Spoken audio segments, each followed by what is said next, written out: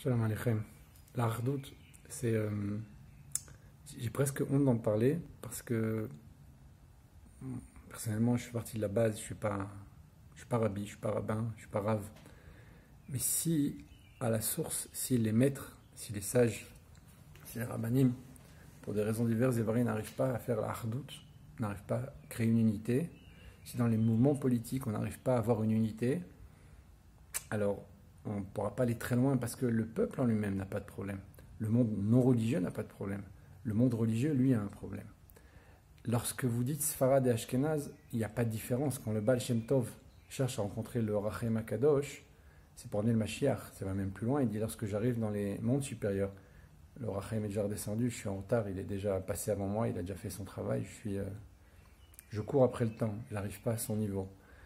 Le Rachem Akadosh était le Nassi Ador, le Baal Shem Tov a reçu de lui ses secrets. Vous pensez qu'il y avait une différence parce que lui est marocain et l'autre russe? Sincèrement, sérieusement, est-ce que vous croyez que ça jouait entre eux sur un point particulier? Est-ce qu'il y avait quelque chose dans ce domaine-là? Bichlal, il n'y avait même pas de question ici. Ça n'a absolument rien à voir. C'est ridicule, c'est trivial, c'est petit, c'est mesquin. La hardoute, c'est quelque chose d'essentiel. Si on n'avait pas la hardoute, on n'aurait pas reçu la Torah. Si on n'avait pas reçu la Torah, on ne serait pas là aujourd'hui. Le peuple juif sur sa terre, Am Israël, et à l'Eret Israël, Im Torah Israël, le peuple juif sur sa terre avec sa Torah, c'est impossible. C'est possible que parce qu'il y a hardoute. Et dans le monde politique, particulièrement, même si le rabbi a dit que dans le monde politique, on n'a pas le droit vraiment d'y rentrer, c'est un milieu qui est sale. Il y a des dirigeants là-bas, il y a des rabbanim là-bas officiellement, des gens qui ressemblent à ça, je ne sais pas comment on peut appeler ça, ils sont en guerre. Alors lui est l'Itaï, l'autre est chassid, hein, qui est yéké, puis l'autre il est ken, il est chassid, il est dans le monde chassidique, donc ils ont rien à voir, ils ne peuvent pas s'unir. Lui est Sfarad, l'autre est ashkenaz, vous imaginez, quelle horreur, impossible, c'est pas imaginable non plus. Alors quelqu'un qui est traditionnaliste, ou qui a une kippa sroga, qui a une kippa tissée avec quelqu'un qui a une kippa noire, shit, ken, Hashem Yerachem, que Dieu préserve, quel rapport. Mais tout ça c'est Am Israël, c'est 12 tribus, c'est les fils de Yaakov, c'est comme ça qu'on a reçu la Torah. Si on n'est pas Berdout, justement, maintenant Shavuot, si on n'est pas Berdout, si on n'est pas en unité, comment on peut imaginer de continuer à développer le Ham Israël, à développer cette présence en terre d'Israël? Et comment on peut imaginer, c'est le point culminant, amener le Mashiach? Lorsque Dieu a créé le monde, il a créé un homme, un seul homme. Quand on dit celui qui sauve un homme sauve une vie, sauve un homme, sauve l'humanité entière. Pourquoi? Parce que cet homme, l'Adam Rishon, c'est l'humanité aujourd'hui. Il y avait un seul homme, il ne s'est pas mordu le bras, il ne s'est pas donné des coups sur le pied, c'était lui tout seul, il n'y avait personne qui se disputait, il ne pouvait pas se faire une histoire avec lui-même.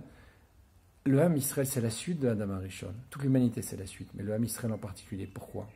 Parce que l'endroit même d'où a été pris la terre pour créer Adam Arishon, c'est cette terre-là qui a servi pour l'endroit du sacrifice de Yitzhak, l'endroit où Noach s'est trouvé, ses fils ont fait des cadeaux, c'est l'endroit où Yaakov a dormi, c'est l'endroit où David Amelech a construit son Mishkan, a voulu en tout cas préparer le Beth Amikdash là-bas aussi. Tout ça c'est la même chose, ça c'est le même endroit. Le Ham Israël est lié à Adam Arishon et Adam Arishon au Ham Israël. Alors c'est pour ça que le Mashiach vient de Adam Arishon, 70 ans de vie qu'il a retiré de lui-même pour les donner à David Amelech.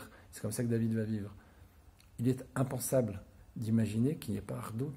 Comment on peut penser, imaginer qu'il n'y ait pas unité? Comment on peut imaginer que le Ham, que le peuple, soit obligé de demander au chef de faire Hardout? Et on a un gros problème ici. On a un problème énorme. C'est-à-dire que normalement, on devrait avoir une unité absolue au niveau des rabbanim, une unité absolue au niveau des mouvements, des tendances, entre les chassidim et les litaïm. Même au sein des chassidim, imaginez, entre chaque tendance et à l'intérieur même du mouvement chassidique lui-même, on a malheureusement parfois des distorsions, des différences, des disputes, que Dieu préserve. Est-ce que vous pensez que le rabbi serait satisfait de voir qu'entre ces chassidim, il y a dispute, contre ces chassidim, il y a opposition? Et je parle poliment et avec un lachon ekia, comme on dit, avec un lachon propre. Je ne vais pas dire de choses plus graves. Et on sait tous qu'il y a des choses très graves qui ont été dites ou faites, même si je n'en sais absolument rien, je ne suis pas du tout branché dans ces choses-là. J'entends des échos, et je ne sais vraiment, sincèrement pas de quoi il s'agit. Mais j'ai cru comprendre qu'il y avait des problèmes. Bon, Hachem, je ne suis pas dans les dissensions, j'habite dans un yishuv. Dans le yishuv où j'habite, je représente un petit peu Chabad, comme tous ceux qui sont présents ici. Ça, c'est de la hardout. Habiter dans un monde d'Ati Leoumi, étudier dans un cours de Rav Ashkenazim et Sfaradim, d'Ati Leoumi, d'apprendre différentes Torot.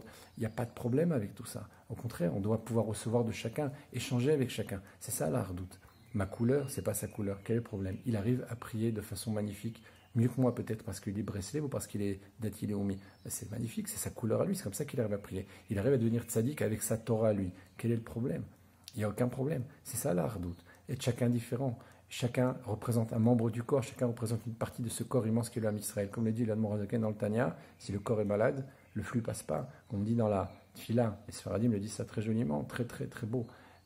Makovenu, Ken, laisser ces trois mots comme ça dans l'âme, dans l'intellect et dans le corps. Il y a 3 degrés. Si l'homme n'est pas entier dans son corps, il n'est pas entier dans son esprit, il n'est pas entier dans son effet, dans sa neshama, dans son âme, sur le plan spirituel, il est malade.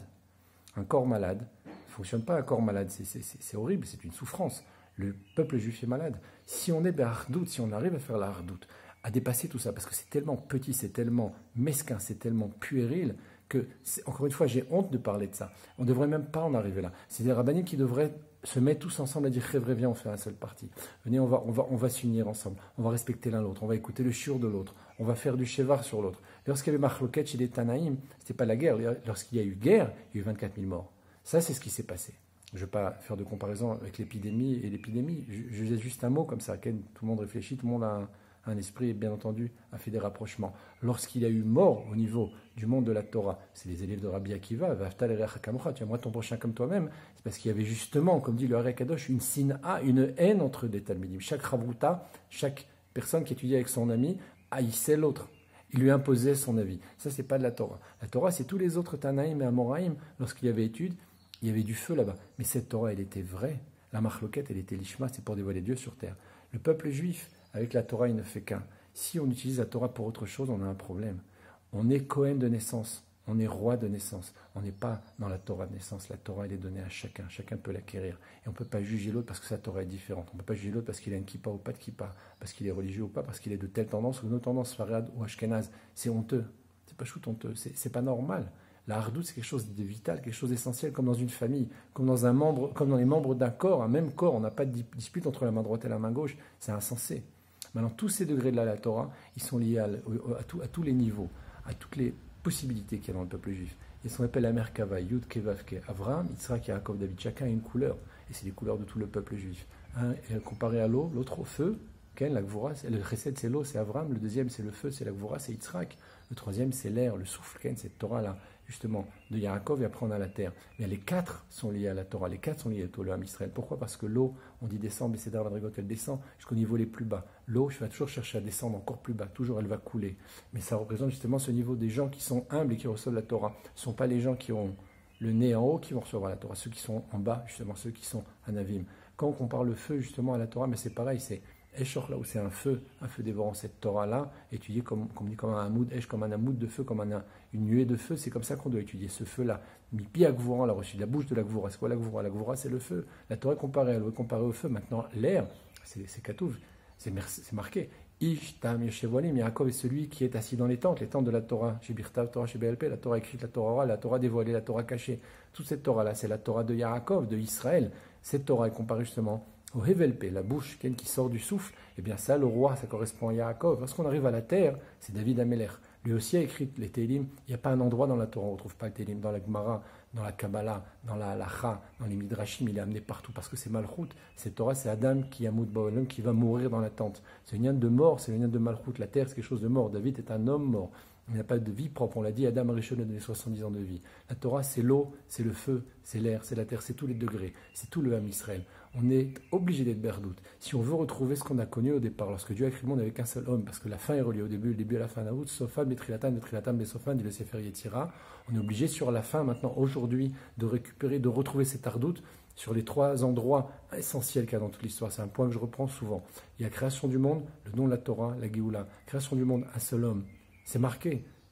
Adam Arishon, il est tout seul, toute l'humanité vient de lui. Lorsqu'on est arrivé au Har Sinaï, qui est Ish Echad, Belev Echad, comme un seul homme avec un seul cœur. C'est-à-dire qu'à ce moment-là, l'homme Israël ne faisait qu'un seul corps, entier, uni. C'est comme ça que la Torah est venue. Lorsqu'on arrive à la Géoula, c'est la 3e station, c'est la dernière. Il faut qu'on retrouve ce qu'on avait au moment de Matan Torah et ce qu'on avait aussi au moment de la création du monde. un seul homme, Keish Echad, Belev Echad, si on continue dans la Machloket, Chas v'Shalom, on ne fait que repousser la Géoula, on ne fait que détruire le peuple, le mettre en danger, que Dieu préserve, et surtout éloigner ceux qui ne sont pas dans la Torah, éloigner ceux qui ne sont pas d'accord avec nous.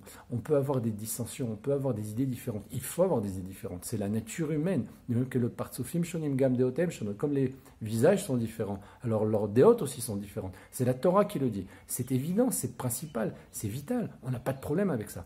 Mais je dois comprendre que l'autre a raison aussi, que l'autre vit sa Torah absolument, vit sa Torah intensément, que ce qu'il dit c'est vrai, encore plus peut-être que ce que je vais pouvoir dire moi. Et je dois être prêt à l'écouter, je dois être prêt à le recevoir. C'est ça la hardoute, pas l'unicité, pas écraser l'autre, pas les élèves de Rabbi Akiva, mais les élèves de Rabbi Shimon, si on peut dire celui qui a dévoilé ce Etz Hachaim, l'arbre de vie, ce sod-là, parce que quand on voit le sod, on regarde l'essence. Quand on regarde l'essence de la Torah, on regarde l'essence du juif, et l'essence du juif, c'est son effet, c'est son âme.